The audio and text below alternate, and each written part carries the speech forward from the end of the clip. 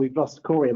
Kat, Jonathan, am I right that, yeah, I think, so Corey, I don't know if you can hear me, but we've lost your sounds a few times. So I'm just going to jump in and pick up here. So yeah, I think Corey was saying there, obviously, thank you very much for everyone joining. We've had a number of people, some of the people on the line joined us at Customer Council, some people didn't.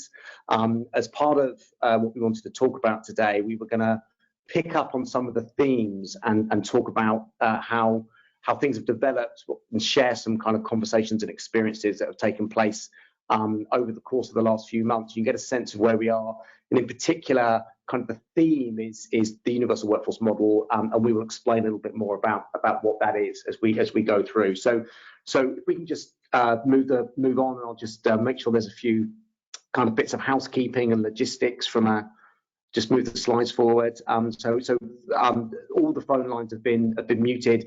There is a questions tab you'll see. Now, some of you will be familiar with GoToMeeting, some of you won't be. I haven't used GoToMeeting for a little while, so I had to refresh my memories, but you'll see that there's a tab there that you can basically ask questions in and post them. We're going to leave time at the end to address any questions that come up. So please do ask those questions as you think of them, and we'll make sure that we try and get round to them and address them towards the end.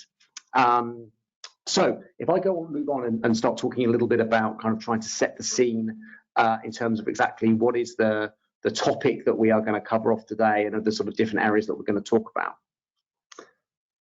I'm going to talk a little bit about the setting the scene in terms of the universal workforce model. Exactly what is that? How can we summarize that very briefly? And we're then going to get into some of these experiences that I mentioned. So these are real conversations that have taken place. Obviously, they'll be anonymized, but real experiences we've had as we've been talking to organizations.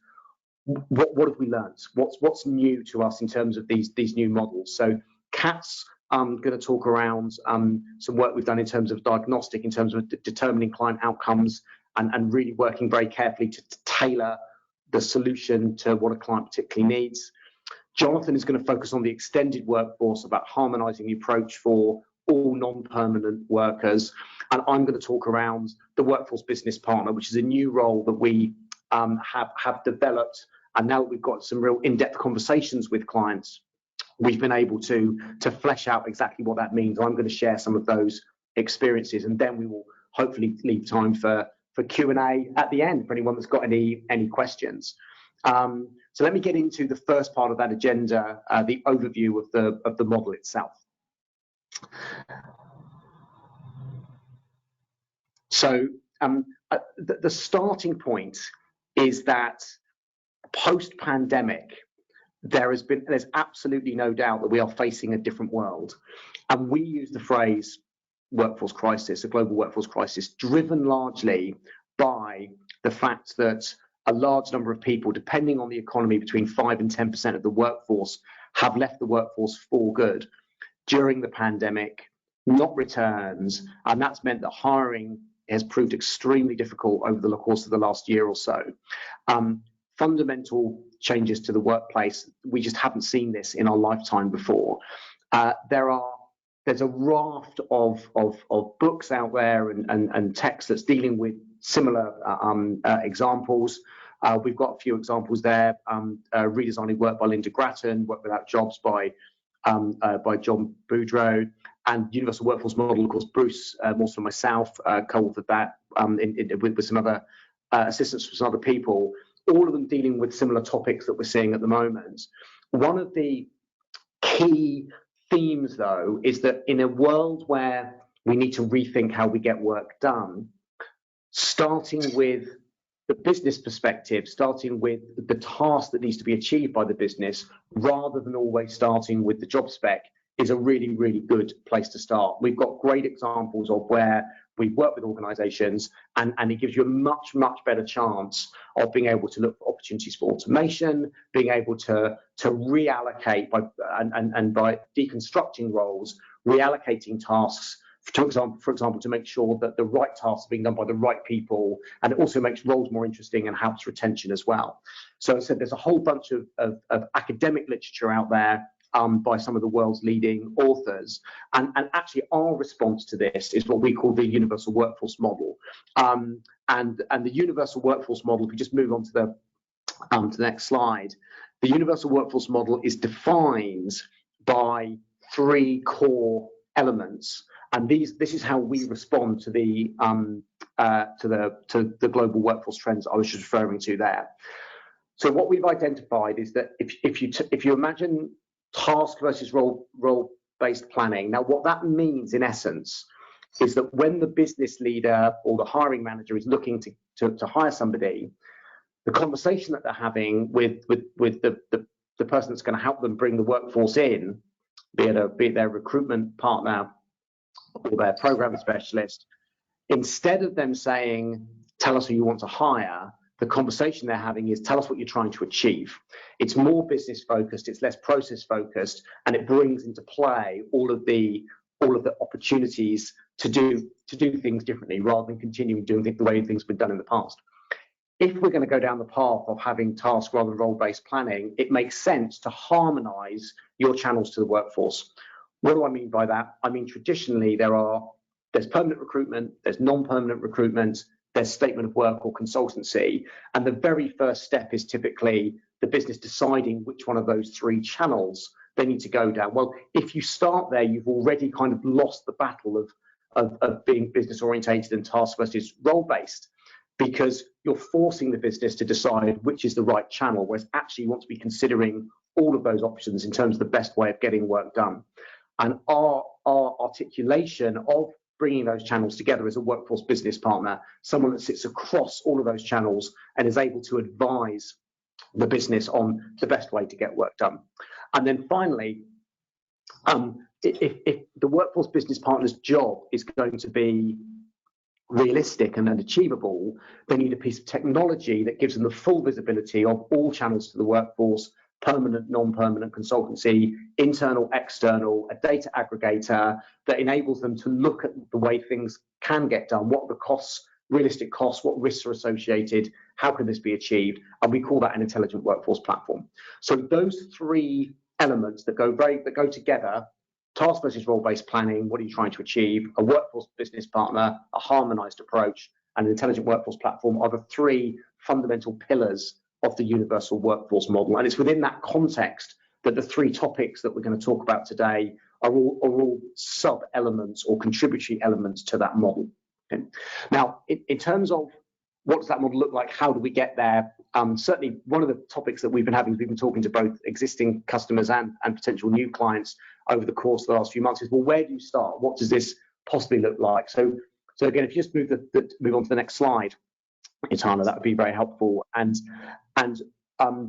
this shows what we call run, grow, value, transform, but it's effectively the stepping stones towards the universal workforce model. On the left-hand side, you've got all of your key leaders within an enterprise organization, all of whom need to be involved. The run box that's next along really shows how organizations are hiring the workforce today, with a solution for statement of work, a solution for the contingent workforce or staff augmentation under MSP, and either in-house talent acquisition or RPO. We then see a diagnostic approach, which really hones in on what's going to work for the organization. Under grow value, we see an extended workforce model, which Jonathan's going to spend some time talking about, and great talent, which is a successor model to RPO, but ultimately leading to the universal workforce model. So that is a journey that for different organizations will take different periods of time. That's how over time you get to a universal workforce model. What we're going to do is look at three elements of this, and we're going to start with Kat talking about an experience where we've recently delivered the workforce maturity diagnostic and how we actually delivered that for an organization and what happened there. So Kat, if I could hand over to you and you could talk through that. Wonderful. Thanks, Simon. So hi, everyone. I'm Kat Halliwell, and I am the Executive Director for Service Excellence in EMEA. And part of my role is been really looking at how we can really operationalize the theory behind the universal workforce model and really bring it to life for client organizations in a way that really adds value to them. And the main thing that I've been working on recently is the diagnostic, as Simon mentioned. So I'm just going to spend a few minutes just talking you through a real life example of a diagnostic that we've conducted with a client organization.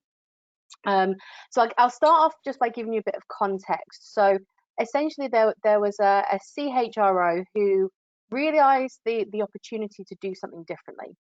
So really understood and kind of saw the value in what we were talking around with just changing things and understanding that in order to solve the kind of challenges that's brought about by the workforce crisis, we do need to think differently and start to do things in a different way. And so the workforce maturity diagnostic was really an opportunity for us to go in and fully understand where the organization currently was in order for us to build out a roadmap to make sure that we were going to prioritize areas that were most important and that we're going to drive the biggest area of value and improvement to that organization, their ability to get work done. So in terms of the methodology, the workforce maturity diagnostic is essentially made up of 64 best practice statements. Now, those statements are categorized into 4 major categories with 16 subcategories. And what goes into that is we work with senior level executives. And when I'm talking senior level executives, I'm saying C-suite and C-suite -1. So with this specific organization, I spent a ton of time talking to COOs of business units, group general counsel, heads of HR, and some functional business leaders as well. And then what we do is we spend some time doing one-to-one discovery with those strategic leaders around the 64 strategic statements. In order to make sure that the results are representative, we also work with a representative hiring manager population. And that population receives an invite to conduct the same survey. But actually what we do is we make that much more tactical. So talking around the same topics and the subjects, but actually rather than looking at the strategic business impact, really drilling down into what that means to them on a day-to-day basis as a hiring manager, and their ability to fill roles and be able to get the work done that they're tasked with doing. And we get them to give us 3 ratings. So the first is around the current capability of the organization.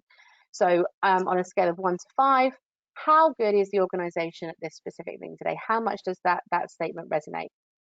The second piece is around the desired level of capability. So where does it need to be from the organizational perspective in order to meet their objectives and their goals? And then the final thing is around the level of urgency. And that's really important as we look to prioritize the work. Because we know that there might be a number of things that where the desired state is a 4, but actually how do we differentiate between what needs to be a 4 and what we need to focus on more quickly, rather than something else that we want to get to a 4, but actually has a longer runway. So we spend some time gathering all of this information. Now for this specific client that I'm talking through, we gathered over 5,000 data points, and we're able to analyze all of that data. So if you just move on for me, the way that this works is that we break it into these 4 major categories that I've mentioned. So we look at workforce acquisition, reputation management, organizational readiness, and process and governance.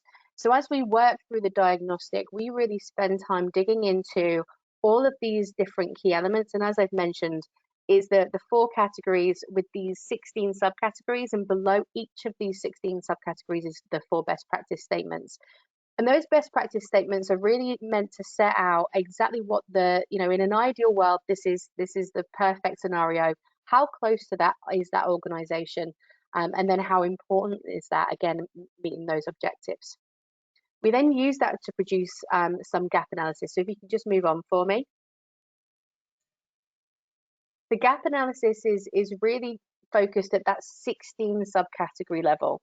And I've just mentioned around the current level of capability and desired level of capability, the level of urgency. You can see those numbers categorized in the grey boxes. But there are also 2 additional columns that appear on this table. First is the opportunity gap. And that's really the difference between the current level of capability and the desired level of capability. So we're able to understand, okay, where is the organization today? Where does it want to be? And how big of a gap is that? We'll then see on the far right-hand side, we have something called the workforce action quotient. Now, this is taken by understanding what the opportunity gap is and multiplying that by the level of urgency to produce the workforce action quotient. And you'll see we have that at the bottom. We have a key here. where we're able to prioritize all of the different key elements of that in a way that means that as we build out the strategic roadmap, we know where we need to focus our efforts. So you'll see that the 0 to 2 is very much a low priority. Sorry, I don't know if we've lost the slide. Thank you. So 0 to 2 is a low priority, going all the way up to everything 8+. Now, where we're looking at the kind of 8+, that is the real areas of focus where we know this is causing considerable impact to a client organization and something needs to be done immediately, working all the way down to kind of being able to prioritize. So I've lost them again, sorry. So as you look down the gradient, you'll see that there are really a way that we approach it from the top. I've lost the slides again. I'm not sure if we have issues, but we have the top element is in like relating to technology, going all the way down to the diversity and equity and inclusion that was above a 6, being that high priority requires rapid action. If we then move on to the next slide, what we're then able to do is take all of this data, take all of the data points, but I also mentioned that the strategic conversations were one-to-one with these specific business leaders. So we're able to identify the areas where there is the biggest gap in terms of the opportunity, but also add all of the additional information that we got from these one-to-one conversations around what is it about these specific areas that we need to focus on. And if I just give you a couple of examples in here. So we identified that technology for this organization was the biggest opportunity that they had. And the narrative that really came out of the conversations were specific items as it related to consistent access to tools. We had multiple business units using different pieces of technology, a lack of training as it related to the tools, and certainly a lack of integration as it related to the efficiency of the tools and how they supported the business processes. There was also significant improvement linked to management information, and that was really around having a data-led strategy. I think people had access to data, but actually were people really using that to drive the decision-making process? And then we go all the way down through candidate experience, hiring process, looking at suppliers and the providers, through services and procurement, and finally candidate selection. So as you'll see, it was a really broad range of topics that we were able to kind of cover for this specific client. And just to kind of talk you through the process. So we presented this document. This is very much a snapshot.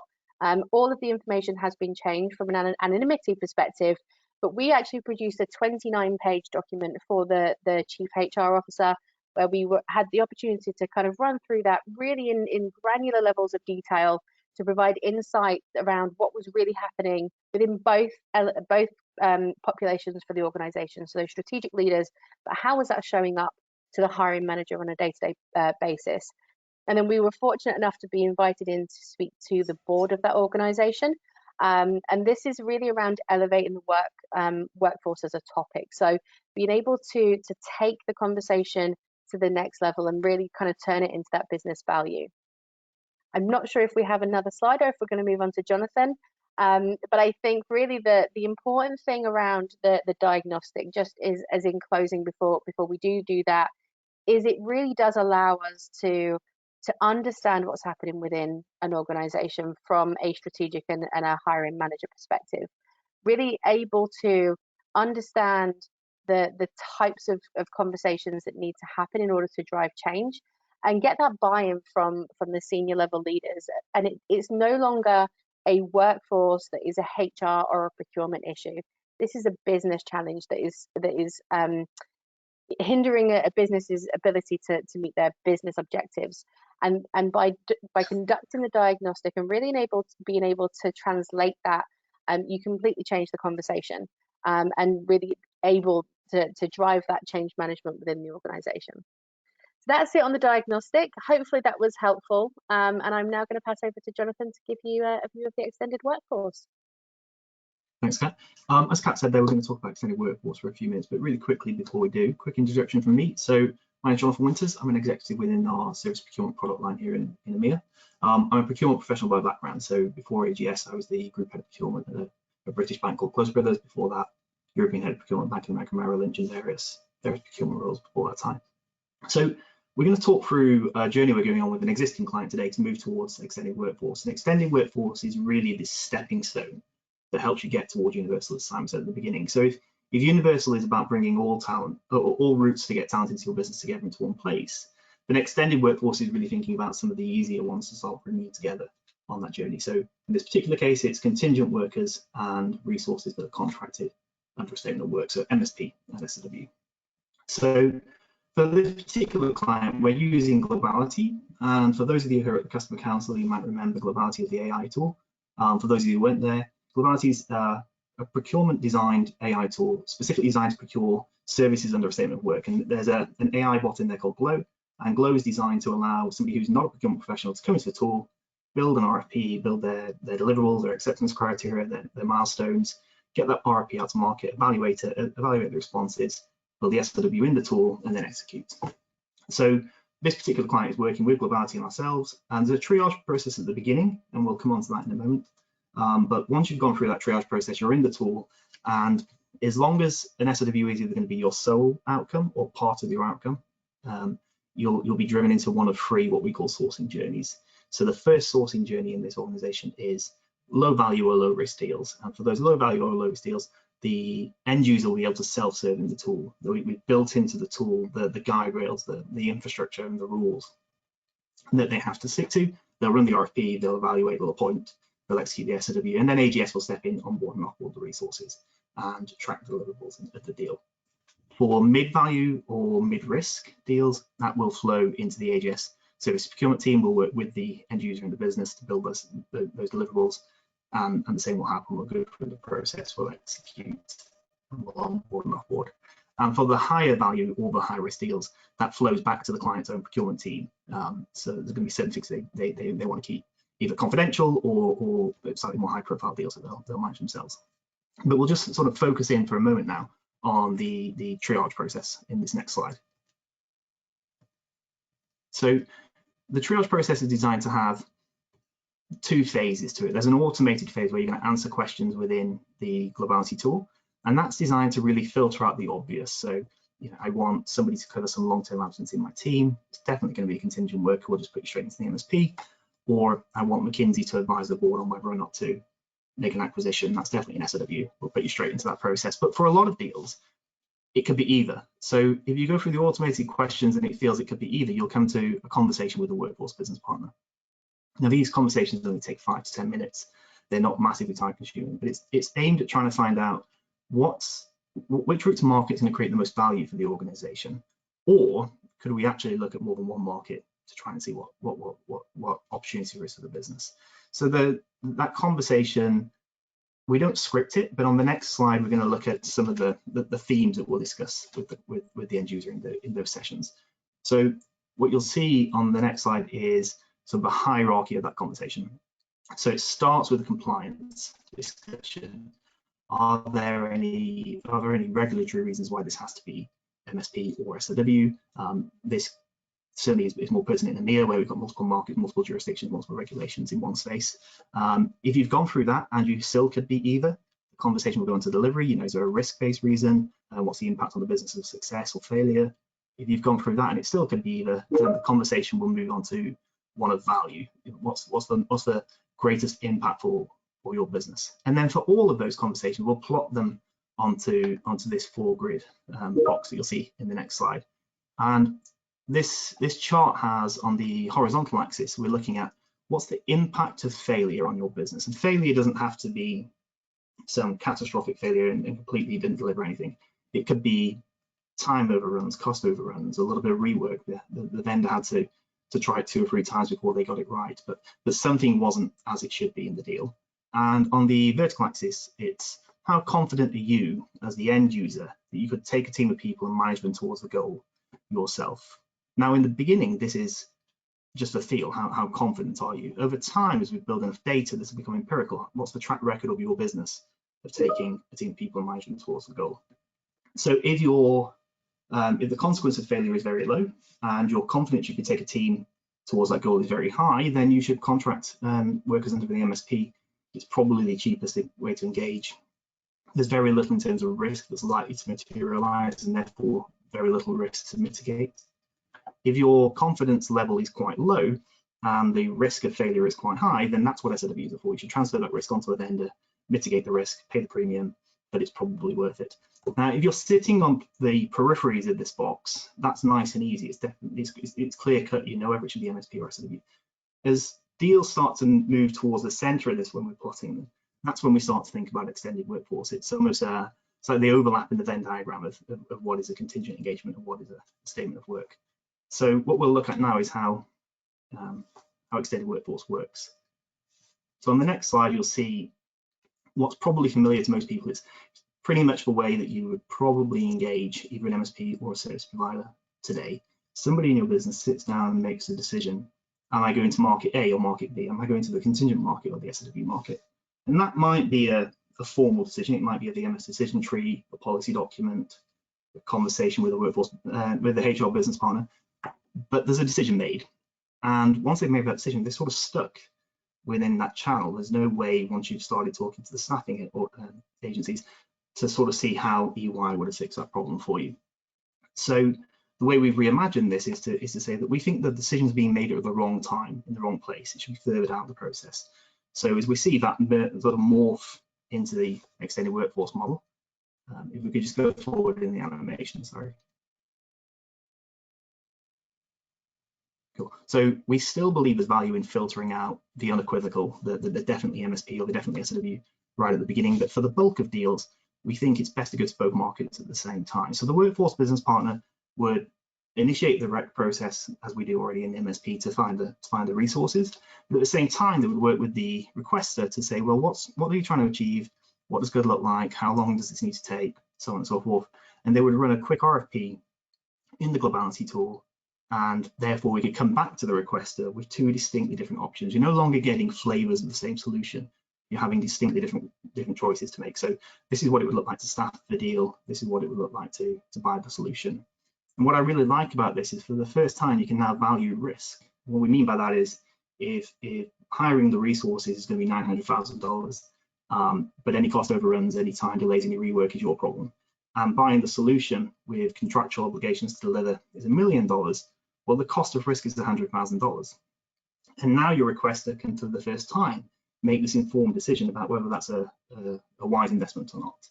So only then, once you've looked at what both markets can deliver, do you make your selection. And then really the question of MSP versus SOW becomes a question of how do we contract for this.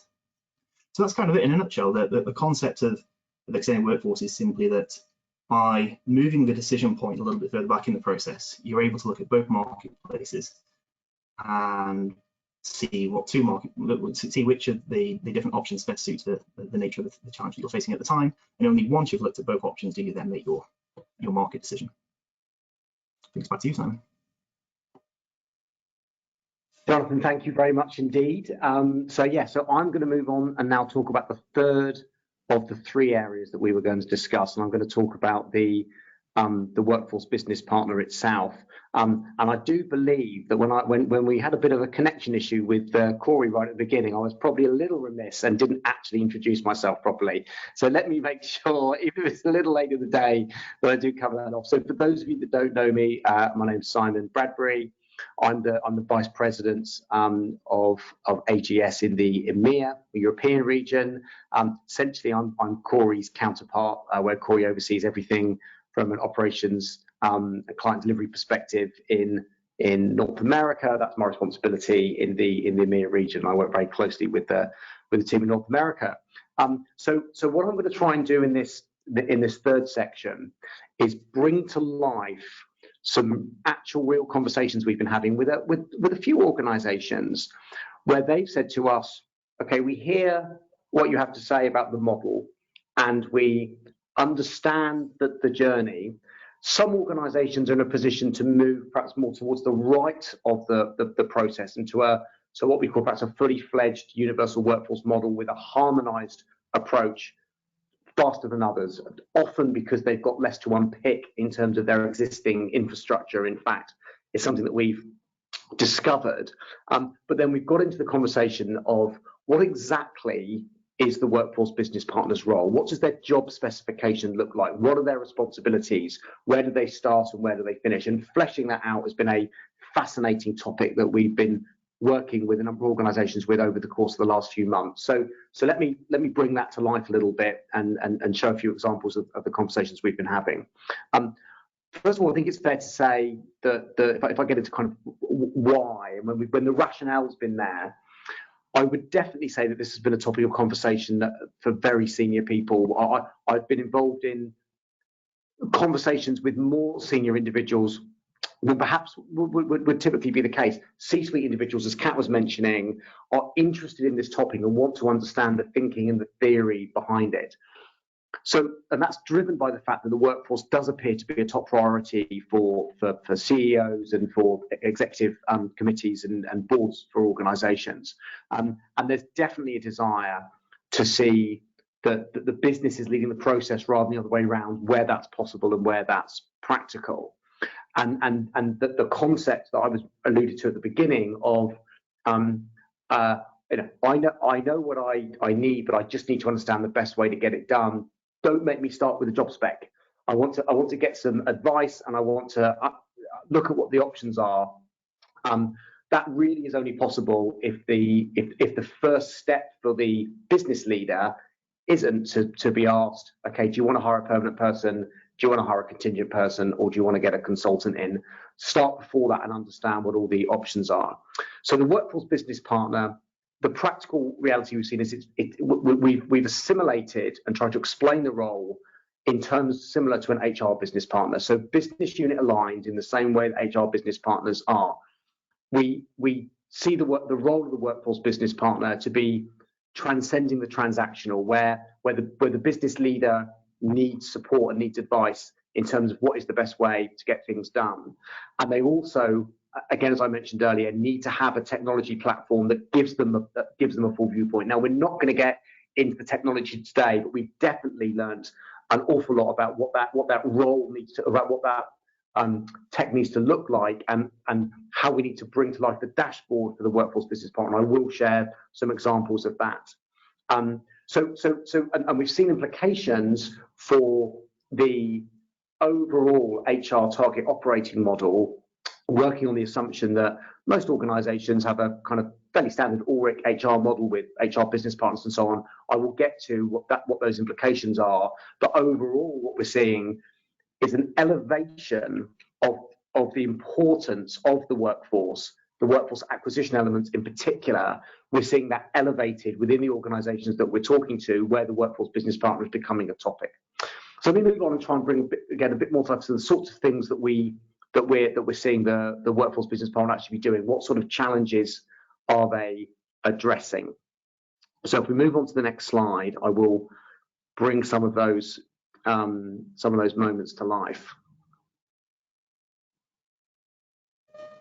So in these scenarios, these are scenarios that we've been talking through, saying this is the core role of the workforce business partner. These are specific things that a WBP would be expected to do.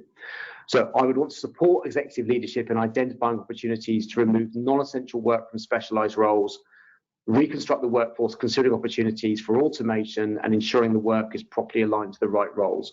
So here's a scenario where an organization is struggling to find highly skilled people, and by understanding the individual tasks that are delivered within a role, the workforce business partner is able to work with the business leader and say, well, actually, some of the work that's being done by these highly skilled individuals doesn't need to be done by them. It could be done elsewhere. It could be automated. It could be done by as part of an expanded, more administrative role. It makes that job more interesting. It actually means we need fewer of the highly skilled people, and it helps with retention as well. So that is around deconstructing a particular role and spotting an opportunity to change roles slightly for the benefit of all.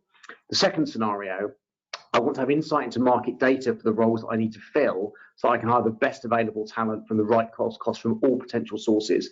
That's where the Intelligent Workforce Platform comes in, which is a data aggregator. And again, I'll show an example of what this dashboard looks like. So the workforce business partner is able to consider all options rather than just one of those channels, which would happen traditionally. The third scenario, I would like to proactively find internal candidates for upcoming roles and projects to provide a career path for the workforce and leverage existing talent.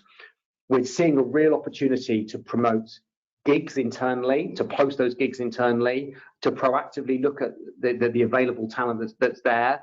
And we've got feeds between HR systems and the intelligent workforce platform, and that gives a view so that before any external talent is engaged, internal talent is considered with the view to offering gig opportunities, secondment opportunities, development opportunities, supporting retention and developing the existing internal workforce. The fourth scenario, I want to have insight and visibility into the current workforce, headcount, attrition, conversation skills, etc. Again, that's linked to the previous point, but it's getting that holistic view of the existing workforce.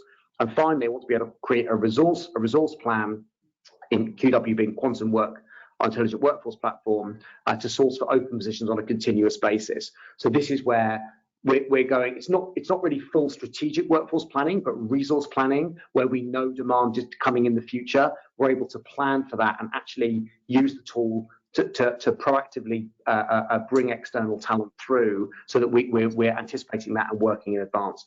They are all roles that are fulfilled by the workforce business partner, as we fleshed out the job spec, and there's some examples there. Okay, so hopefully that gives some examples of exactly what the workforce business partner would be doing. If we just move on again, I'm going to show kind of how we've actually got as far as an organisation chart. And this is a generic organisation chart, but it gives an example of the sort of practical reality of how this is playing out in reality. So if you imagine that the second row there, you've got workforce business partners. How many of those you have obviously will depend on the size of the organisation. But essentially here we've got an example where for this imaginary company, there are two. We've got one that's looking after operations and sales, and one that's looking after functions, IT, HR, finance, legal, and so on. And both of them are focused on those business areas. Underneath the workforce business partners, we've got workforce acquisition managers. Now, a workforce acquisition manager is somebody who transacts and executes on a particular requirement when we know what that requirement is. Whereas the workforce business partner is somebody who's giving advice and planning ahead and working with the business for areas that transcend the transactional. Whereas the workforce acquisition manager is more of a transactional role, executing on hiring. The workforce acquisition manager, however, is looking at all channels. So they will look at permanent, non-permanent, and statement of work, but it is more an execution manager, I just said. And then their roles underneath. So both of those roles are facing off to the business. They are supported to the side by an internal mobility function, which gives internal applicants the ability to have confidential conversations with dedicated and specialist resources looking after internal mobility. And then the other functions sit underneath are more candidate facing. So candidate sourcing is facing out to the external market, candidate coordination is an administration layer. So again, just wanted to bring to life the reality of what does a structure actually look like within, if a workforce management team with a workforce business partner as part of it, and that's where we've got to with those conversations with companies where we're talking about that. And I did mention earlier that there was it came to us as we were going through these conversations that there's a direct impact in terms of the potentially the HR target operating model itself, and the role of workforce and the profile of workforce within the organisation. So again, John, if we just move on to the next slide, here I've kind of drafted a simplified version of a kind of classic ORIC HR model that most enterprise organisations have something which resembles this, with HR business partners, HR shared service centre, stroke HR operations, called different things in different places, the COE, and then in addition to that, we've got regionalisation, so country HR where regionalisation makes sense, and that is all supported by a system of record and HRIS, which would work globally. That's a fairly standard approach. What we're seeing is that we're presenting this to the executive board in a slightly different way. And so if you just move the animation on, what you'll see is that we're slotting in an additional role, first of all, which is the HR, so underneath the HR business partner, which is the workforce business partner. But in the same way that within the HR structure, the HR business partner is there for areas that transcend the transactional, and are there to support the business, and HR operations stroke shared services is there to support for transactional areas.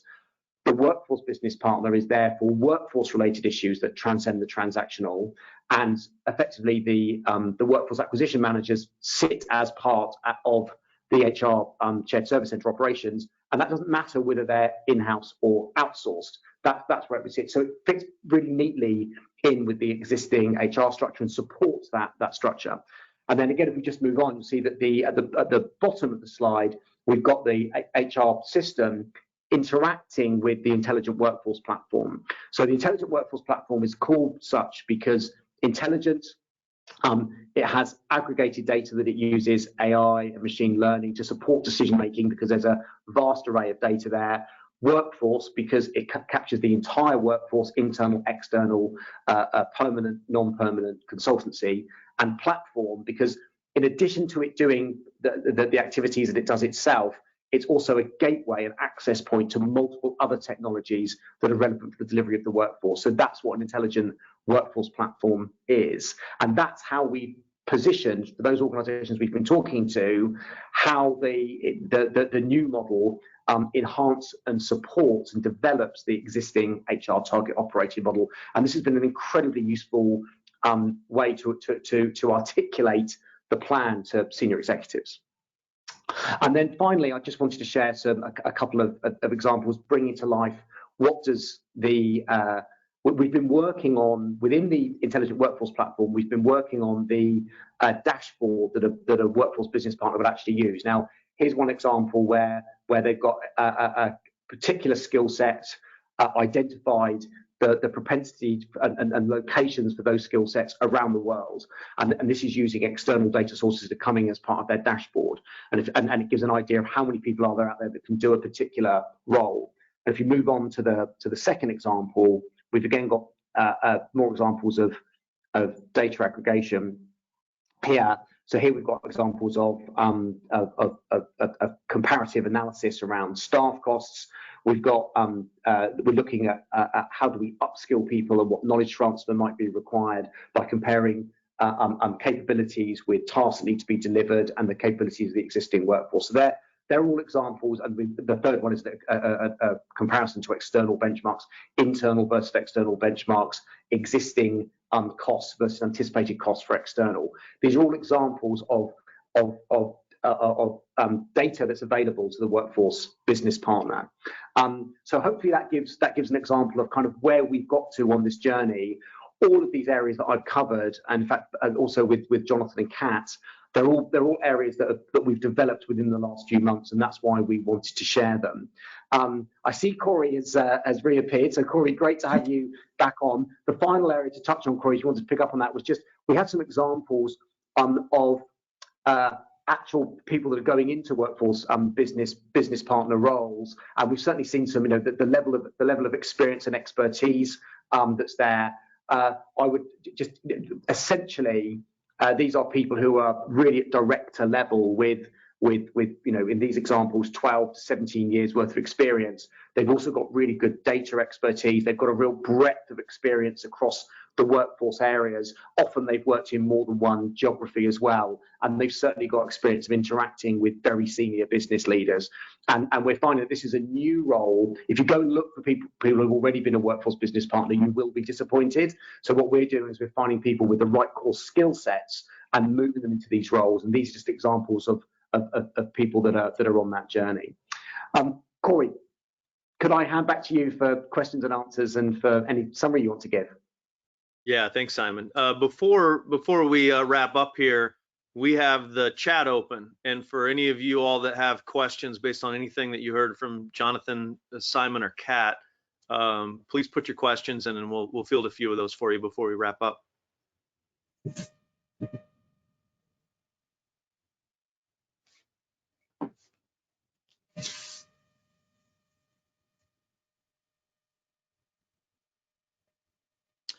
If we don't have any questions, I'll close this out by saying where I would have started here.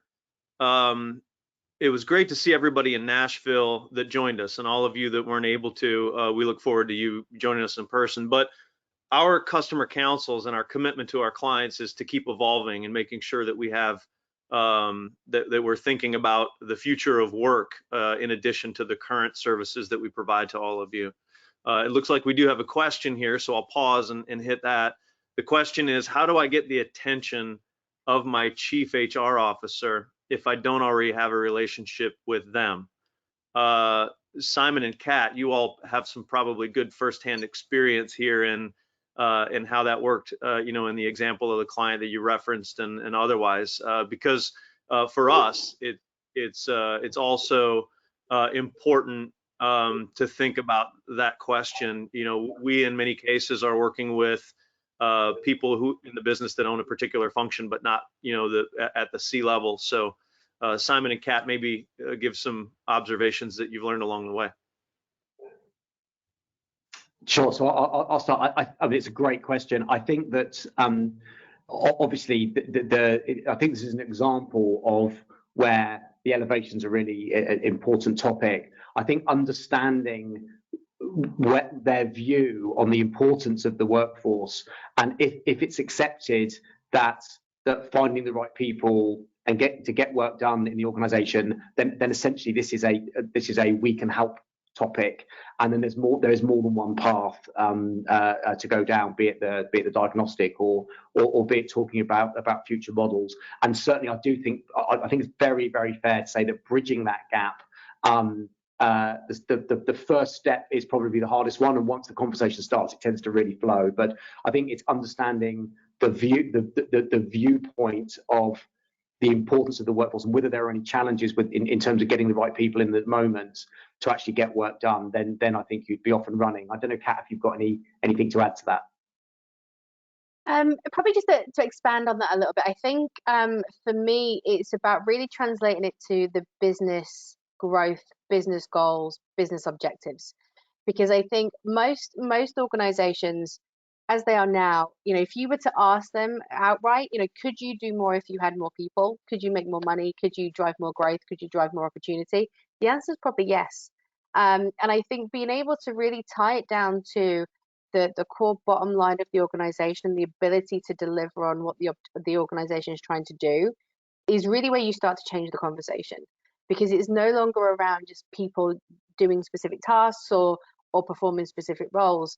It's having a core fundamental or causing the organization core fundamental challenges. And if you've got the ability to have that conversation saying, hey, I might have a solution, I think that's a game changer.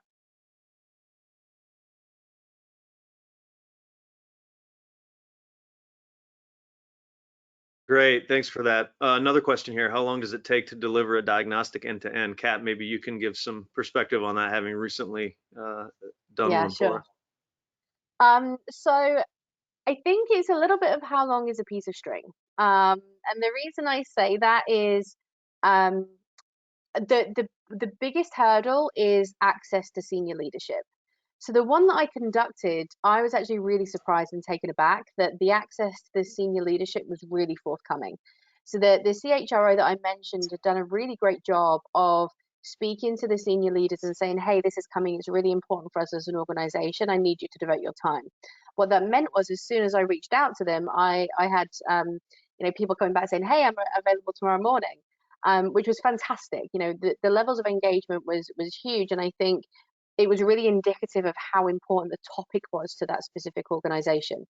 But that's really the bit that takes the longest time. When you're having these one-to-one conversations with senior leaders, you know, there might be instances where you can't get access to someone's diary or availability for a month, a month from when you're having the conversation and trying to get that arranged. Other times it might be the next day. So I think if we're able to break it down into kind of segments, that discovery, let's call it, is the bit that is difficult to quantify, because it's depending on how long you can get there. Once that discovery is done, however, the actual data analysis and the reporting back, that's probably a 2 to 3 week process. So it's actually quite quick to be able to turn it around. But the most arduous part is really going into those conversations, gathering all the information and making sure that all of that's captured and represented in the right way to make it meaningful. That's the biggest piece, and that's the bit where it is very much based on the availability of the senior leaders and our ability to get access to them to have those conversations. So, Kat, fair to say a month most aggressively, or longer based on the ability for the client to participate? Yeah, and I think it also depends on how many people are involved. If we have 6 conversations to take place, they can all happen within a week, and then a couple of weeks to do the analysis and the report back is as from a month. If it's a larger organization with multiple business units, multiple functions, that just means that there's more people we have to speak to, so it's going to take a bit longer. That's great. And one more question here, Kat, and I'll direct this one at you, and then we'll wrap up. Do you conduct a skills inventory as part of this data collection and analysis? So the skills taxonomy is something that we talk about rather than a skills inventory. So one of the key areas that we look at as we're looking at the diagnostic is really looking at all of the organizational design and what's there, what's within an organization, what access to information exists. So we don't go down to really looking at the specifics. It's very much from a conceptual strategic perspective. But certainly one of the key things that I'm hearing a lot around, and I think as it relates to the harmonization of the workforce, is the ability to have the skills kind of identified and categorized. And the reality is, I think a lot of organizations aren't in that place right now. They would like to be, but that's just not where we are, where, to have that consistency across all worker types just doesn't really exist. So to be able to, conduct a skills inventory in itself is kind of almost like a second or third stage. You have to work out what everything's called first. That's great, Kat. Thanks for weighing in there. So I'll close this out here just by sharing that, we bring our new concepts, ideas, and offerings that are emerging to our clients early, and especially in the case of Nashville, the Customer Council, and sharing the intention for us in the investment we're making in building out the universal workforce model, not just the concept, but also the capabilities that it takes to deliver this to our client organizations. At that event, once we presented, Simon and Bruce shared the concept of universal workforce management and the way that we would that we aspire to bring clients on that journey. There were a number of questions that I fielded from people in the audience, and they were the kinds of things that we're trying to answer today. It was, where do you find a workforce business partner? What profile would I even think about? Because that seems like it's such a key to delivering this kind of a concept, but it's a new job title that really doesn't exist. So the hope is that we've answered a bit of that by the 3 people that we've identified within our organization. They're going to move into those roles. The second is, with any new capability, every client, rightfully so, asks, where are you doing this now and for which clients? And our goal here is to continue to share in these live webinars along our journey while we're leading up to our client organizations that have a fully deployed operational end-to-end universal workforce model in the way that we envision it, to bring you along that journey with us and show you the components that are actually being delivered to our existing customers today. The diagnostic that Simon and Kat mentioned and walked through that we've just delivered for a client in EMEA, the capability to handle the external workforce in a much more thoughtful way that Jonathan walked through. And so as we have components of great talent of our procurement solutions end-to-end offering, all of the emerging capabilities that effectively come together to position a client to be able to take advantage of a universal workforce model, we'll continue to share those examples with you as we build every client. And the key is every client is going to be on a different stage in their journey if they aspire to end up with a universal workforce model the way we've described it. Our goal is to meet each client where they're at and help use this diagnostic to develop that roadmap and that journey that we will have that's very client specific, at whatever level of aggressive movement we can together. to make our way towards ultimately having a universal workforce model. So thank you all for joining today. It means a lot when you take time out of your day to be able to hear about what AGS is doing for our clients, for you all. And with that, we'll a couple of announcements here. We have ProcureCon Indirect East is happening in September 12th through the 14th in Orlando. And in mid-October, we'll be at Unleash World in Paris, and then we'll close out the month at Connect HR UK Leadership Summit in London. So we have a lot of big things coming up, more industry events. Most importantly, next week, hopefully you're joining us in Dallas for CWS North America. And if you are, make sure that you RSVP for our dinner Monday night at the Rustic. It's going to be a great time. And we've got a couple of other AGS live events like this coming your way. So make sure that you continue to tune in, and look forward to seeing you all on the next one. Thank you all very much.